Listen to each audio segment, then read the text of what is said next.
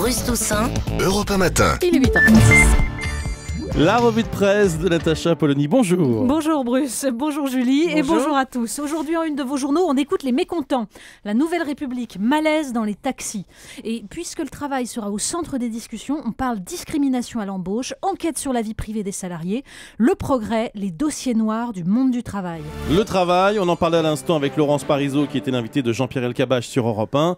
Évidemment, les fameuses négociations sur l'emploi, on en parle beaucoup ce matin. Mais oui, et visiblement la presse a choisi la dramatisation. Alors bien sûr en une du Figaro, flexibilité, le rendez-vous historique. Alors, tout est dit avec le choix du premier mot du titre. Il ne s'agit pas de flexi-sécurité. Le Parisien a opté pour l'injonction. Mettez-vous d'accord, point d'exclamation. Et le journal nous résume les sujets d'accord et les points de blocage, les positions des divers syndicats et ce qui se passe chez nos voisins. Flexibilité avec ou sans sécurité. Où l'on apprend par exemple qu'en Autriche, 4,5% de taux de chômage, aucun motif n'est nécessaire pour licencier. Les entreprises doivent juste respecter un préavis lié à l'ancienneté. Elles peuvent modérer les salaires suivant l'activité économique, mais en revanche, le salarié bénéficie d'un compte alimenté par l'employeur, disponible en cas de licenciement ou de démission, et qui suit ce salarié dans sa nouvelle entreprise. Le Parisien conclut, près de 50% des Autrichiens changent d'emploi une fois par an. Donc, la flexibilité rêvée par Laurence Parisot. Alors, sur la page d'en face, le journal interroge les salariés français sur les efforts qu'ils consentiraient.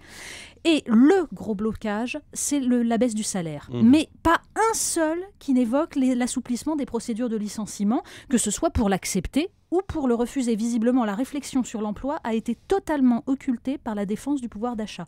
Et pas sûr que ça facilite la vie du gouvernement et des partenaires sociaux. L'autre grand sujet de la semaine, c'est bien sûr le débat autour du mariage pour tous. Il y a la manifestation qui est prévue dimanche, J-3. C'est ça, et je vous avais prévenu, oui, on en a pour jusqu'à dimanche dans les journaux. Mais alors aujourd'hui, jour de sortie des magazines, il y a de quoi lire.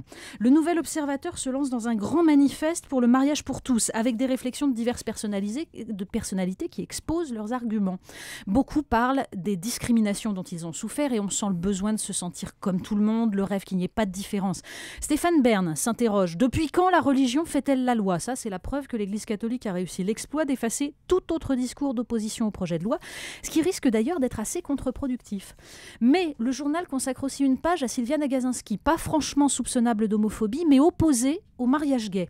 Le mariage traditionnel n'excluait personne, plaide-t-elle, c'était un moyen de construire la paternité civile, une institution donc qui permet le bon fonctionnement de la société.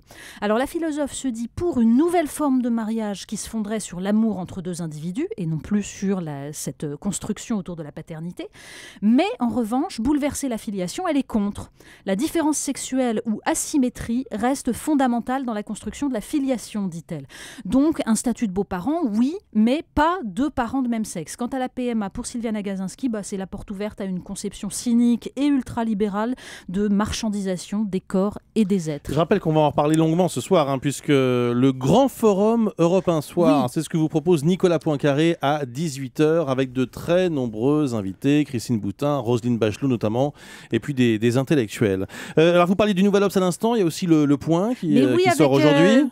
Un débat qui fait partie, alors qui est devenu très très à la mode, il revient avec de plus en plus d'insistance. Faut-il manger de la viande ?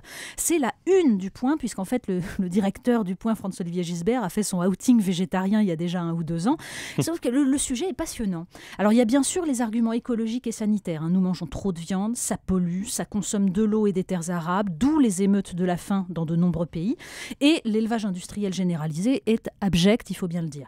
Mais j'avoue, moi, grande mangeuse de viande, que les 2 textes qui m'ont le plus touchée dans le dossier, d'ailleurs pas grande mangeuse, un petit peu, mais vous allez voir, c'est intéressant. Vous en mangez quand même au petit déjeuner, c'est quand même. On peut tous témoigner ici à Europe 1 dès 4h du matin. Uniquement quand je partage le petit déjeuner avec vous, Bruce. Et voilà, un partout. Donc le texte, c'est d'abord celui d'Hugo Desnoyers, boucher, qui nous demande justement de manger moins de viande, mais de meilleure qualité. C'est ça l'essentiel. Il parle de son travail, du choix des bêtes, de l'abattage en petites structures. Et puis il y a le texte de Marc Lambron, qui clame son exaspération devant les ayatollahs de la lyophilisation.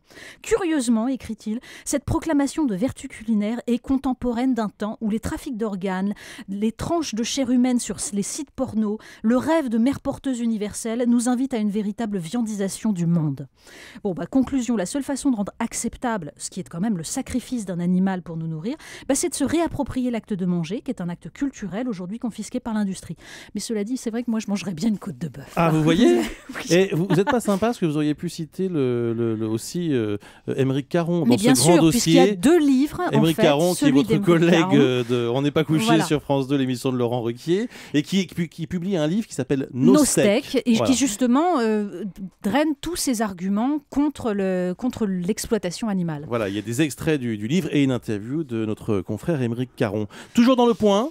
Et bien dans Le Point, si vous voulez rire un peu, il y a un portrait de Ségolène Royal par Christine Angot. Alors, une sorte de texte surréaliste, avec comique involontaire. La malheureuse Ségolène Royal plaide pour qu'on parle de ses idées et au final, 3 pages de masturbation littéraire. Je vous cite. « Elle me fixe. Ce n'est pas pour m'impressionner, mais pour y voir quelque chose, on dirait. Pour y deviner je ne sais quoi, peut-être la réponse que j'attends, qu'elle est prête à m'offrir. Peut-être qu'elle se dit quelque chose comme ça, je ne sais pas. Je ne sais pas ce qu'elle se dit pendant cette minute où elle me fixe. » Ça, c'est du Christine Angot dans le texte. Mais c'est beau comme du Marguerite Duras pour Magazine People. Et encore, là, j'ai coupé. Oui, c'est extraordinaire. Le clin d'œil du jour. Et bien, dans Le Parisien, on apprend que les commerçants du hall de la gare Montparnasse à Paris n'en peuvent plus. Vous savez pourquoi ? Un piano a été installé. Parce que la musique, ça adoucit les mœurs. Sauf que y a ceux qui savent jouer. Et puis il y a les autres. Et ça dure Tu veux dire que toute la journée. piano Les où gens, n'importe qui les peut venir passants jouer. peuvent Ah, jouer. oh là là, au secours. C'est un cauchemar, paraît-il. Le journal cite une employée qui a demandé sa mutation. Alors les responsables Quelle de la horreur. gare déplacent l'objet du délit régulièrement. Ils l'ont équipé d'une sourdine, mais visiblement ça suffit pas. Moi je propose de délocaliser les négociations sur le travail à Montparnasse. À mon avis, les partenaires sociaux devraient craquer assez vite. On va accélérer le mouvement. C'est une fausse bonne idée, ça, le piano Oui. dans la gare, vraiment. Merci Natacha Polony.